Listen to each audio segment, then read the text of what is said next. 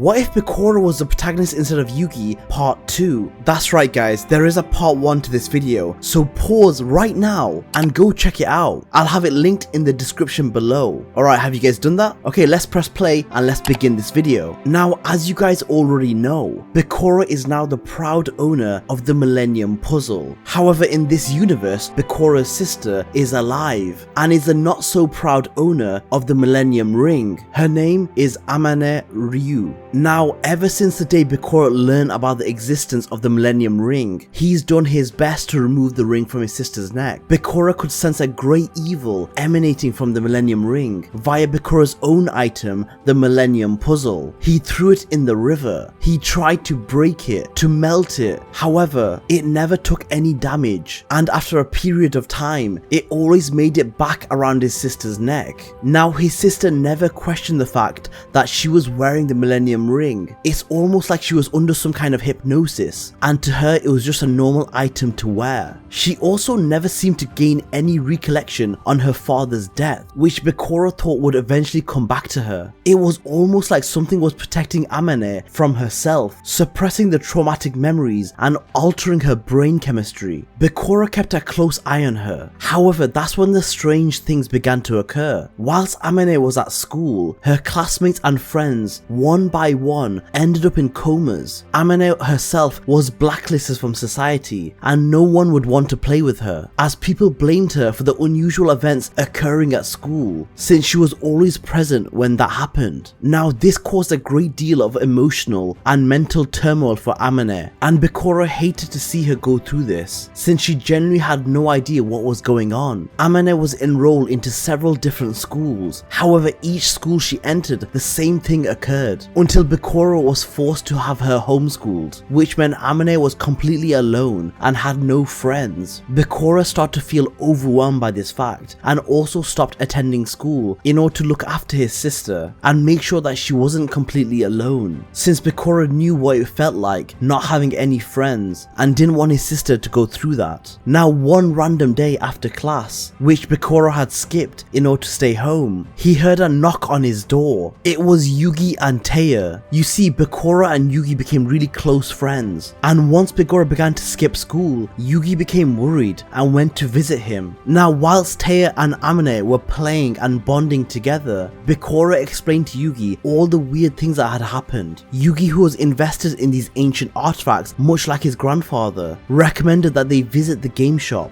and that maybe Yugi's grandfather could have some good advice for him and maybe even help him figure out what's going on. Yugi was an empathetic boy, and he could see the pain that Bakura was going through and wanted to help him in any way possible. Bakura liked having Yugi and Taya around, since it made him feel normal again. Amane had a female friend who she could relate to on things Bakura could never do, and Bakura, who was also feeling a little lonely, had Yugi, who was pretty much a spitting image of himself, as Yugi enjoyed everything Bakura did. Bakura thought this was a great time to show Yugi some games he had bought in order to play with Amane to keep her entertained. One of the games was actually super popular, a role-playing game called Monster World, which was an adventure board game. Now, this game wasn't played much by Amane and Bakura, as it requires multiple people. However, with Yugi and Taya, they finally had enough people in order to play the game. Yugi was very excited and jumped up and down, as Yugi also owned the game, but like Bakura, didn't have enough friends in order to play it. Monster World is very similar to Dungeons and Dragons, as you play as a team in order to face obstacles, and whilst role-playing, you must defeat the obstacles together. There is also a game master who is there to make sure the game runs smoothly, as well as operating as the villains, attempting to defeat the good guys. Now, before they begin to play together, Amane looked at Taya and gave her a smile. However, it wasn't a normal smile, it was a little creepy, but before Taya managed to say a word, she felt faint and collapsed onto the floor. A gold glow came around Amane's chest as the Millennium Ring began to appear around her neck. Amane had dark energy emanating from the Millennium Ring. She turned to Yugi, and the same thing happened, as Yugi instantly fainted. However, her brother was last on her list. She looked into Bakura's eyes, and Bakura couldn't recognize her, even though it was his sister's body. There was some kind of ancient sinister spirit behind her eyes. Bakura suddenly felt drowsy himself, as he succumbed to the power of Amane's Millennium Millennium Ring. However, as he fell to the floor, he could feel the Millennium Puzzle shaking around his neck, and a powerful entity taking control of his own body as he fell asleep. As Bakura awoke from his sleep, he was no longer in his own body, but as a character on a game board. Bakura's character was holding a staff. Now Bakura was pretty familiar with the Monster World game and knew he was the magician of the party. Next to him stood two other figures, Yugi and Taya. Based on Yugi's outfit, he was wearing a tiny armor chestplate whilst holding a sword and shield. He was the warrior class, and Taya was in a long cloak. She was clearly a merchant class, known for holding items and being able to buy and sell items for a good price. Bakura realized that they were a part of the game Monster World. Bakura looked up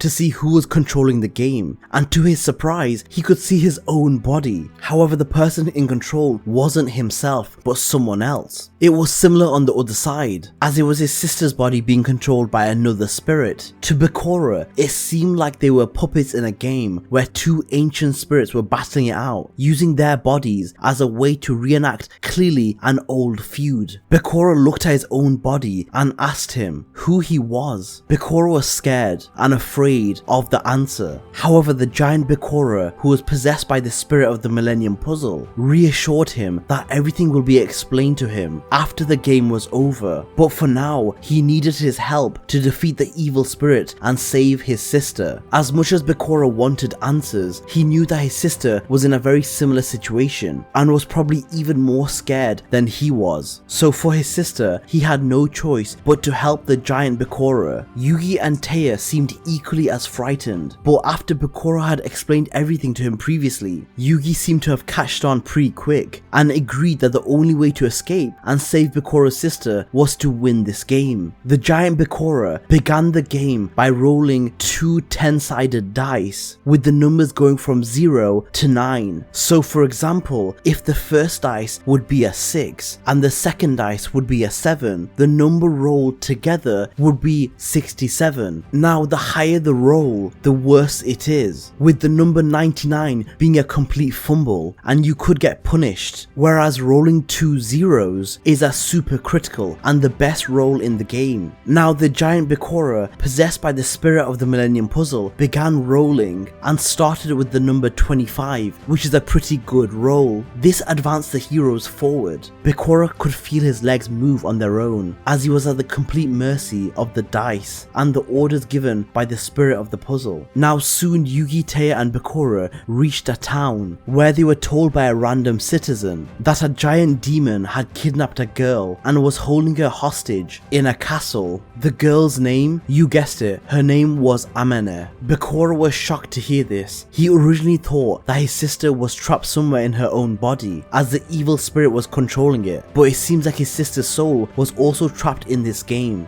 being held hostage by the evil spirit. Their mission in this game was to save her, and by doing this, winning the game. Now guys, I know this is where things are getting interesting, but what do you guys think will happen next? Well, you're gonna have to wait till part 3, which will be coming out soon. Don't forget to like and subscribe so you don't miss out on part 3. Until next time guys.